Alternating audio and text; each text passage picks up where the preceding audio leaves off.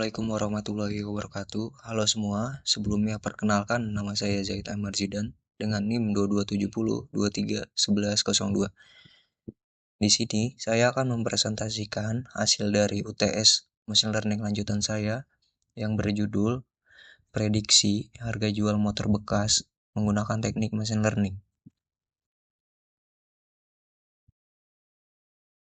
Yang pertama adalah latar belakang masalah. Pasar motor bekas merupakan sektor yang terus berkembang, penjual dan pembeli sering kesulitan menentukan harga yang wajar untuk motor bekas karena banyak faktor yang mempengaruhi seperti tahun pembuatan, kilometer tempuh, dan kondisi motor. Dengan bantuan mesin learning, kita dapat memprediksi harga jual motor bekas secara lebih objektif berdasarkan historis. Penelitian ini bertujuan untuk membangun model prediksi harga jual motor menggunakan dataset yang tersedia. Dataset yang saya gunakan bernama Bike Cycle CSV yang berisi informasi seperti nama motor, tahun pembuatan, jarak tempuh, dan juga jenis bahan bakar, lalu jenis penjual, jenis pemilik, dan harga jual dan harga showroom. Data ini kemudian dibersihkan dari nilai kosong dan dikodekan menjadi bentuk numerik. Lalu visualisasi korelasi. Untuk memahami hubungan antara variabel numerik digunakan heatmap korelasi. Hasil visualisasi menunjukkan bahwa variabel present price dan years memiliki korelasi positif terhadap selling price, sedangkan KM driven memiliki korelatif negatif. Artinya, motor yang lebih baru dan harga showroom tinggi cenderung memiliki harga jual lebih tinggi, sedangkan motor dengan jarak tempuh lebih jauh cenderung lebih murah. Lalu penerapan model prediksi, saya menggunakan 3 model regresi diterapkan untuk memprediksi harga jual. Yang pertama, linear regression, lalu ada decision tree regression, yang ketiga ada random forest regression. Data dibagi menjadi data latih dan data uji dengan perbandingan 80/20 sebelum modeling dilakukan, encoding, dan standar fitur. Lalu ada evaluasi model. Hasil evaluasi menggunakan metrik MSI dan R2 menunjukkan bahwa random forest memiliki performa terbaik dengan R2 mendekati 0,92. Decision tree juga cukup baik namun cenderung overfitting. Lalu ada linear regression, paling sederhana tapi kurang akurat dibanding 2 model lainnya. Hypertuning juga dilakukan menggunakan grid search CV untuk meningkatkan akurasi model. Sekarang kita masuk ke dalam tahap pengolahan data menggunakan Google Colab. Yang pertama, data understanding.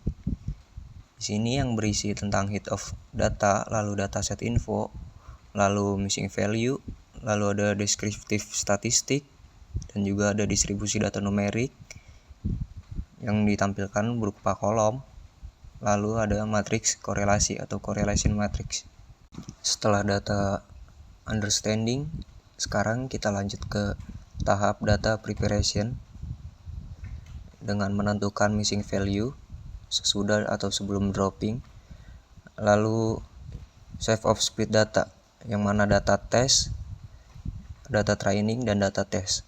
Di sini berisi tentang data training 500, lalu data testnya 126 data. Lalu melakukan modeling menggunakan 3 algoritma bersamaan dengan algoritma random forest regression, lalu ada decision tree regression, lalu linear regression. Dengan hasil outputnya MI 15210, MSI 2733, 566146 dengan R2 score ya sekian. Lalu ada decision tree regression, linear regression. Setelah itu dilanjut ke tahap hyperparameter tuning pada ketiga model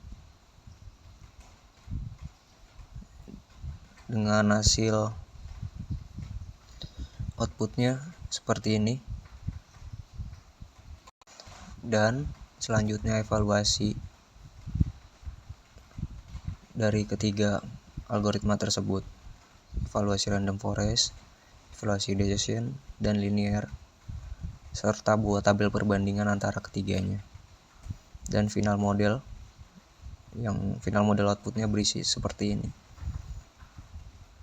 Ada model, MI, MSI, dan R2 score. Dan masuk ke tahap membuat matplot LIB.